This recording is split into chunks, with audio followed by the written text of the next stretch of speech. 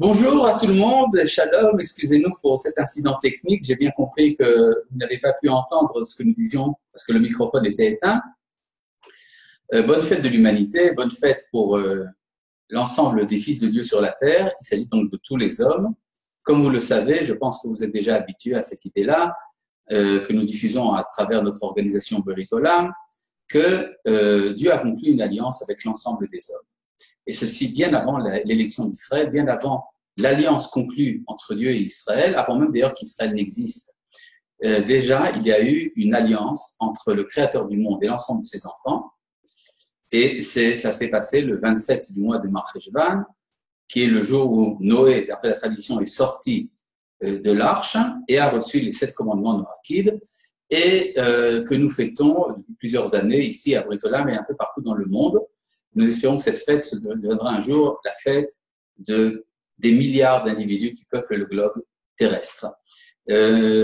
Rappelons tous des choses que vous savez certainement, en grande partie de notre auditoire, c'est que cette alliance a été quelque peu estompée, quelque peu oubliée par l'humanité, et donc Israël est au service de l'humanité pour rappeler cette alliance, pour servir si vous voulez, de canal de communication avec l'humanité pour rappeler l'alliance de Dieu avec les hommes. Je voudrais étudier avec vous quelques petits passages de la Bible. Tout d'abord, une petite remarque. Ces derniers temps, j'enseigne dans le cadre du Machon Meir où j'enseigne à Jérusalem, j'enseigne le livre de Amos, dans les 12 petits prophètes. Amos était un prophète de Judée, au temps du roi Uzziya et du roi Jéroboam. Et il est très significatif de voir que ce prophète, qui est très fidèle à l'alliance de Dieu avec Israël et qui insiste beaucoup sur ce point-là, insiste également sur le caractère universel de cette alliance. Et là, je voudrais très rapidement vous lire quelques petits versets. Ainsi parle l'Éternel, à cause du triple, du quadruple crime de Damas, je ne le révoquerai pas, mon arrêt, parce qu'ils ont foulé le pays de Gil'ad avec des herses de fer.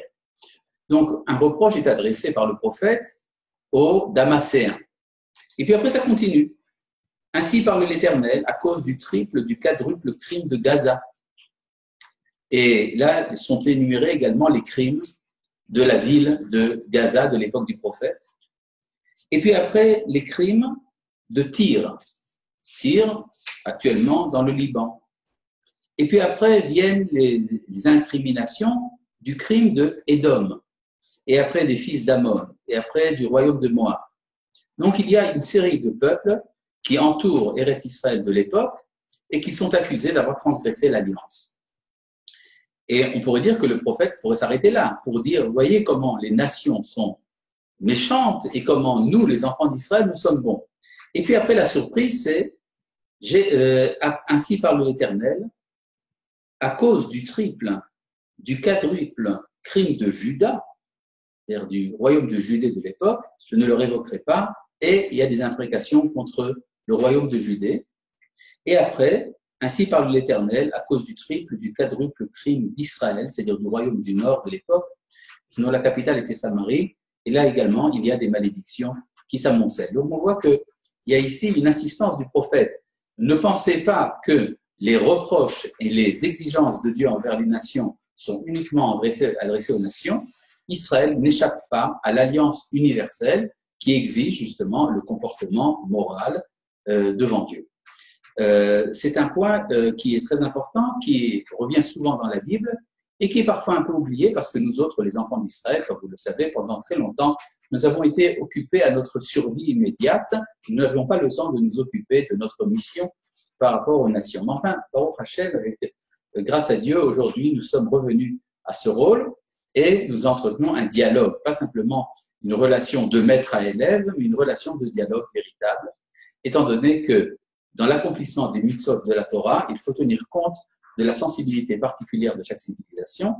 Il est évident que la manière dont quelqu'un issu de la civilisation française, par exemple, accomplira les mitzvot qui lui conviennent sera tout à fait différente de la manière dont ces mêmes mitzvot seront accomplis par des originaires des Philippines, par exemple, ou des Hindous ou des Sénégalais. Je pense qu'il est donc important d'entretenir un véritable dialogue entre les différents peuples et Israël pour savoir comment s'adapte cette parole de Dieu aux exigences et aux sensibilités particulières de chaque civilisation.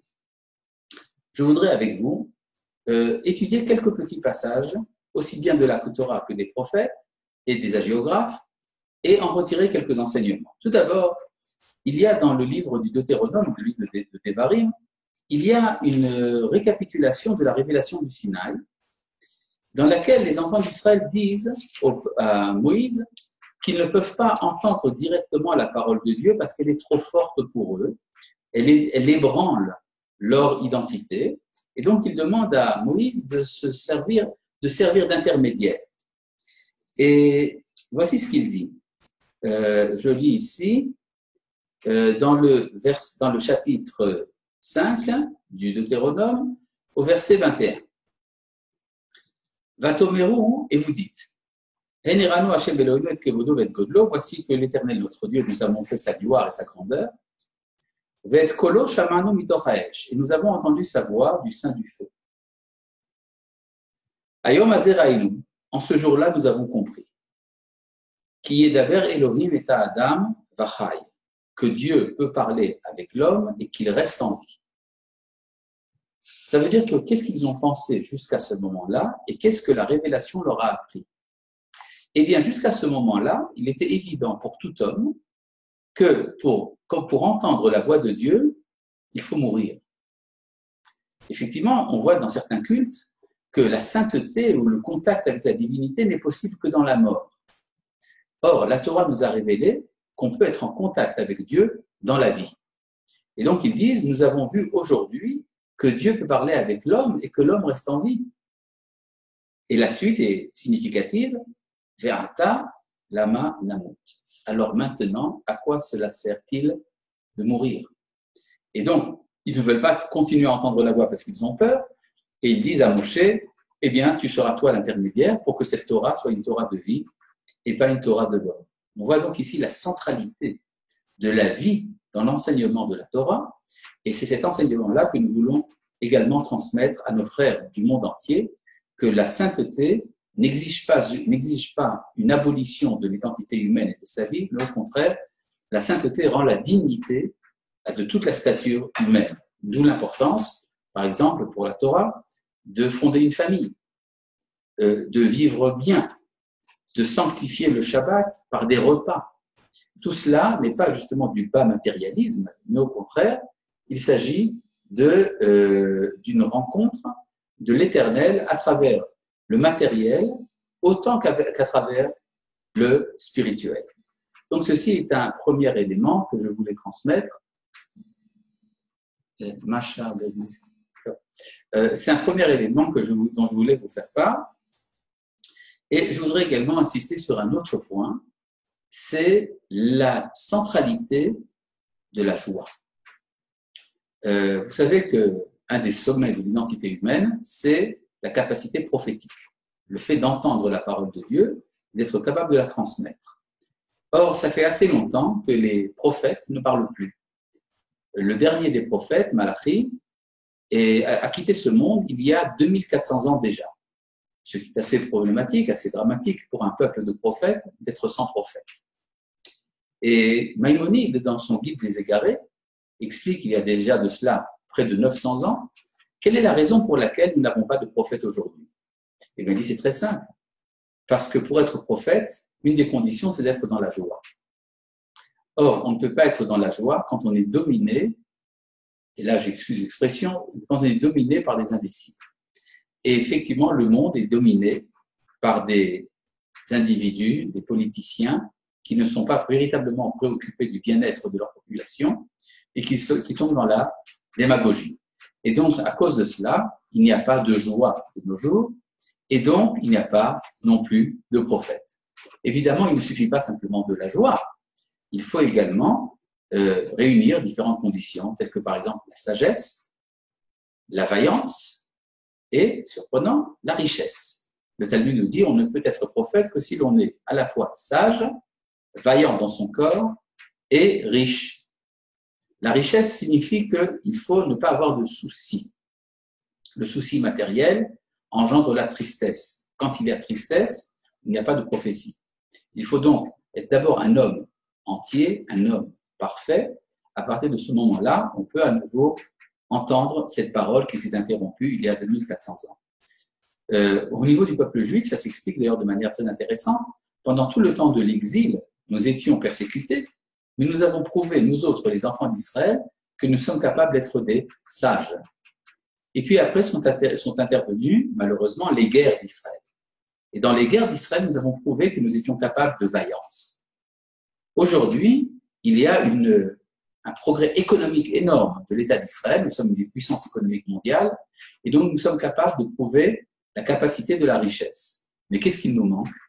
Eh bien, de faire la synthèse entre les trois.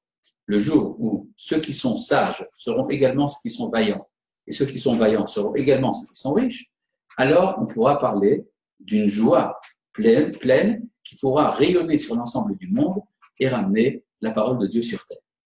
Tout ça, donc, c'était donc le deuxième point que je voulais mettre en évidence. Le premier, donc, étant l'importance de la vie, et le deuxième, l'importance de la joie. Et là, je voudrais avec vous vous parler également d'un troisième point qui me semble important et dont le monde a besoin de nos jours. L'importance des valeurs. C'est quoi les valeurs? Il faut avoir une échelle de valeurs. On ne peut pas vivre si on considère que rien n'a de valeur. De quoi j'entends par là ce qu'on appelle aujourd'hui le postmodernisme qui affirme qu'il n'y a pas de vérité, donc il n'y a pas d'échelle de valeur, tout est équivalent, on peut penser ce que l'on veut, on peut se comporter comme on veut, tout est légitime. Un monde de ce genre est un monde sans direction, un monde sans signification et sans direction. Et je voudrais étudier avec vous le premier des psaumes du livre de Téhilim, du livre des psaumes du roi David, et voir quelques petites remarques qui sont importantes. Donc, dans le livre des psaumes, le roi David commence dans le premier chapitre par les mots suivants. Ashrei ha'ish, heureux est l'homme. Asher lo halach ba'atzat reshaim, qui n'a pas suivi le conseil des méchants. Uvederech chataim lo amad, qui ne s'est pas arrêté dans le chemin des pécheurs. Uvemoshav letzim lo yashav, et qui ne s'est pas installé dans l'assemblée des moqueurs. Donc nous avons ici trois personnages qui sont disqualifiés par le roi David. Le premier, ce sont les méchants. Le deuxième, ce sont les pécheurs. Et la troisième catégorie, ce sont les moqueurs. Quelle est la différence entre ces trois catégories? Et là, je voudrais très rapidement transmettre quelques enseignements de la Torah orale à ce propos. Le méchant, c'est le contraire du juste, le tzaddik. Le juste est fidèle à une échelle de valeur qui est celle de la morale. Et le méchant est fidèle à une échelle de valeur qui est le contraire. Mais le méchant a une échelle de valeur, mais qui est en rivalité avec celle du juste. Mais le pécheur, quelle est son échelle de valeur? Eh bien, le pécheur, c'est celui dont l'échelle de valeur est celle du juste. Mais il trébuche, il transgresse. Si on demande au pécheur, avec qui tu es d'accord dans le principe? Tu es d'accord avec le juste ou avec le méchant? Eh bien, le pécheur répondra, moi je suis d'accord avec le juste. Alors on lui demandera, alors pourquoi est-ce que tu transgresses? Pourquoi est-ce que tu te comportes comme un méchant? Il dira, parce que je suis faible, je n'ai pas réussi, je n'ai pas tenu. Mais finalement, le projet du pécheur, c'est celui du juste. Et puis le moqueur. Qui c'est le moqueur? Le moqueur dit, rien n'a de sens. Il n'y a pas d'échelle de valeur. Le monde est absurde. Ça s'appelle une philosophie de l'absurde. Le moqueur n'est pas forcément quelqu'un dénué d'intelligence. Le moqueur peut être très intelligent, et c'est très intelligemment qu'il dira qu'il n'y a rien qui a de sens, rien n'a d'importance. Et puis vous avez, après les trois personnages, nous avons le quatrième. Le quatrième n'est pas nommé par son nom, mais on comprend qu'il s'agit du juste. On dit « Kim betorat Hashem chefzo ». Mais celui-là, celui qui ne va pas dans le conseil des méchants, des pécheurs et des moqueurs, a le désir de la loi de Dieu. Uvetorato yehegema valayla, et il s'occupe de sa loi jour et nuit. Bon, alors jusque-là, nous avons donc la description des 4 modes d'identité humaine sur le plan moral. Je reprends: le méchant, le pécheur, le moqueur et le juste. Oui, mais et après? Ben après, qu'est-ce que ça devient? Eh bien, nous avons une suite. Vehaya ke'etz shatul al palgemaim. Il sera comme un arbre planté sur les cours d'eau. Asher pirio yiten be'aito, qui donne son fruit à temps. Ve'alehu lo yibol, et dont la feuille ne fane pas. V'chol asher ya'aseh yatzliach, et tout ce qu'il fait réussit. Cette idée d'une feuille qui ne fane pas, c'est intéressant parce que vous savez que quand un arbre donne son produit, il produit d'abord des feuilles. Et puis après les feuilles, il y aura une fleur. Et après la fleur, il y aura un fruit. Mais quand le fruit apparaît, la fleur fane, les feuilles tombent. Et donc, il n'y a que le fruit qui profite, pourrait-on dire, de la vitalité de l'arbre. Mais chez le juste, même la feuille ne fane pas. C'est-à-dire même les moyens de sa fin ont un sens. Par contre, qu'est-ce qui se passe chez les méchants? Lochen areshaim, ce n'est pas le cas des méchants. Kim kamot sachet il est fait noir. Ils sont comme l'étoupe qui est envoyée par le vent. C'est quoi l'étoupe? Si vous avez une tige de blé, un épi de blé, pardon, cet épi pousse lui aussi. Et la force vitale va alimenter le grain, mais il va également alimenter l'ivraie, ce qui est jeté par la suite. Mais quand on voit l'épi pousser, on ne sait pas qu'est-ce qui va rester. Finalement, quand vient le moment de la récolte et que on trie le blé, on garde le grain et l'ivraie est emportée par le vent. Or, les méchants ont l'air de réussir dans ce monde, mais viendra un temps où les méchants découvriront qu'ils sont comme l'ivraie jetés par le vent. Alken lo yakumu reshaim bamishpat. C'est pourquoi les méchants ne se lèveront pas lors du jugement. Ça veut dire qu'ils seront jugés. Étant donné qu'ils ont une échelle de valeur, ils ont le droit d'arriver au jugement pour comprendre quelle était leur erreur. Et les pécheurs ne se tiendront pas dans l'assemblée des justes.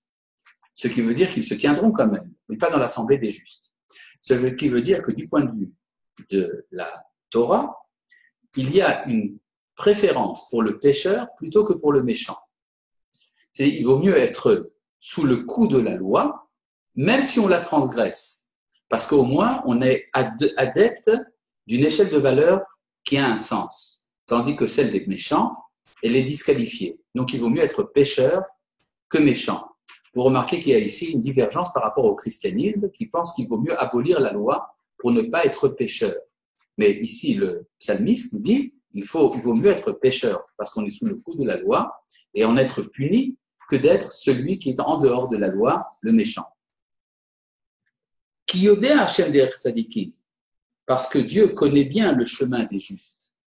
Vederech reshaim toved, et le chemin des méchants est perdu.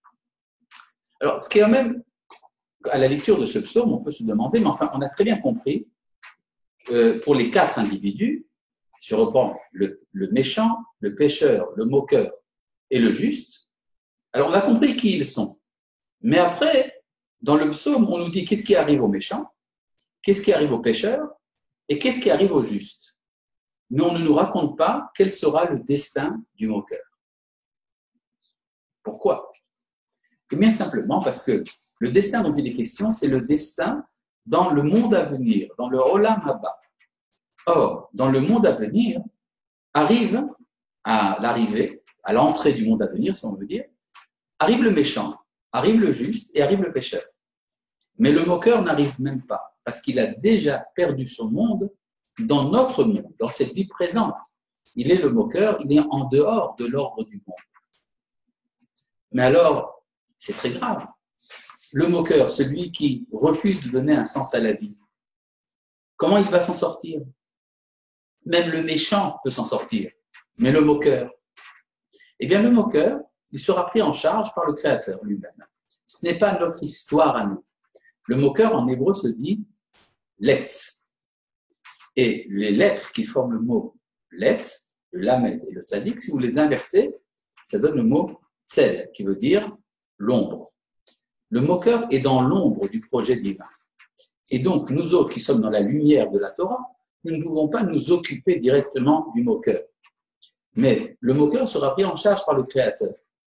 Je voudrais vous rappeler ici à ce propos un texte que nous lisons le soir de la fête de Pessah, la Haggadah, dans lequel il est question là-bas des 4 fils. Les 4 fils qui posent des questions lors de la soirée du Seder. Et chacun a sa réponse à lui. Et puis, il y en a un 5e, celui qui n'est pas arrivé au Seder. Alors, qui c'est qui s'occupe de lui?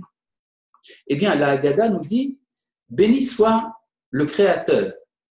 Et après, on nous dit « Béni soit celui qui nous a donné la Torah pour donner des réponses aux enfants ». Ce qui veut dire qu'il y a une Torah qui donne des réponses aux enfants, mais il y a également un Créateur qui, avant de donner la Torah, s'occupe de celui qui ne veut pas de la Torah, celui qui ne veut pas des valeurs. Et donc, il va s'occuper également du moqueur, et donc tout a un sens finalement, même s'il ne c'est pas toujours sous la responsabilité des hommes qui transmettent les valeurs. Donc, il ne faut pas se décourager du fait qu'il y a parfois des gens qui sont insensibles au message de la morale ou au message de la Torah. Cela fait partie d'un projet plus vaste que celui de l'entendement humain. Et donc, si je peux reprendre maintenant les 3 idées forces que j'ai voulu vous soumettre, ce sont d'abord l'importance de la vie, que nous avons appris au Mont Sinaï, l'importance de la joie, que nous avons appris chez les prophètes, et l'importance des valeurs que nous avons appris chez le roi David. Eh bien, quand nous avons ces 3 messages, nous sommes armés pour affronter les enjeux de l'existence et nous sommes encouragés pour transformer le monde en une demeure de Dieu, une demeure où il fait bon vivre. Merci de votre attention et bonne fête à tout le monde. J'espère que nous nous retrouverons bientôt. Si vous avez des questions, eh bien, je suis là pour les considérer. Il y a des questions?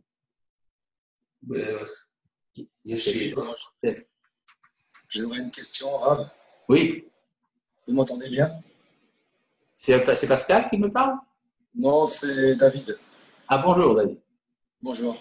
Alors, allez. En fait, j'avais une question parce que, excusez-moi pour ma voix, j'ai un petit souci.